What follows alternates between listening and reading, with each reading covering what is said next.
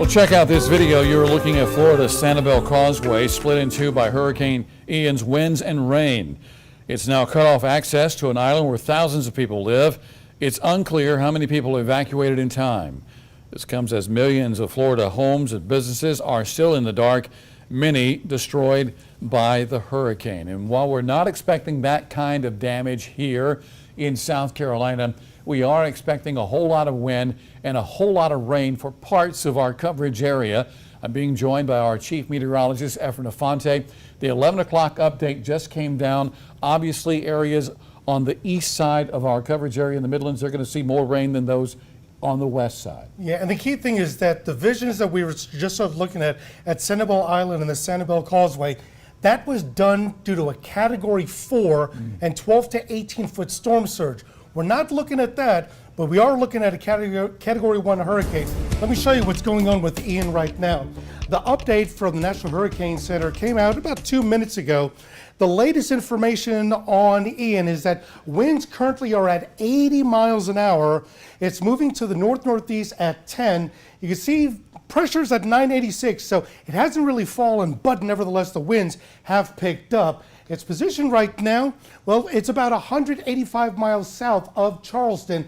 And what we're expecting at this point now from the trajectory from the National Hurricane Center is that it will be still a Category 1, but intensified to 85 miles an hour.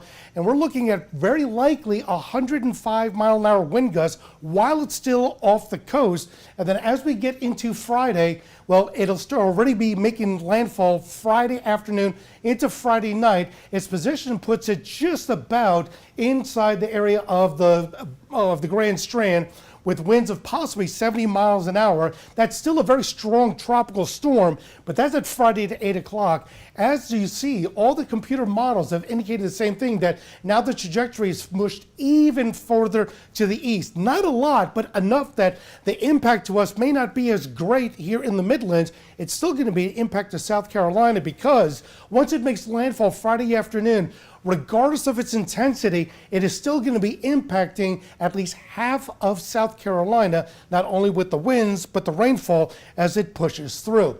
Now, the tropical storm warnings are still in effect for the Midlands. Hurricane warnings still in effect for the entire South Carolina coastline.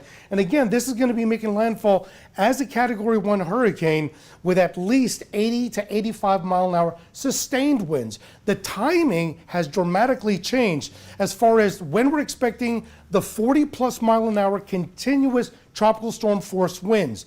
It is almost a sure bet that the entire eastern third of the Midlands, all the way to the PD, the Grand Strand, and down to the Low Country, will experience ongoing 40 mile an hour winds. Now, in the central portions of the Midlands, it's still a really good bet that that will be the case. And now as we get to the western Midlands, you will have 40 mile an hour winds, but it may not be constant, not as bad as it's going to be in the eastern Midlands. Now, the rainfall is still projected to be very heavy throughout our Midland communities. Along this line in the red, we can be looking at everything in the eastern half to be anywhere from conservatively 4 to 6 inches of rainfall.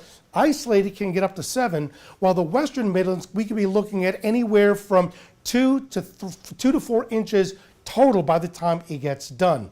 Now, that's why we have a flood watch in effect for most of our Midland communities and everybody else in South Carolina through Saturday morning.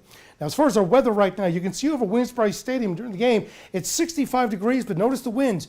It's already gusting at 23 miles an hour. And I'll tell you right now, if you got anything outside that is easily being thrown out, the winds are going to gust to 40 miles an hour in the morning, 55 during the day, and still around 40 as we get into the evening.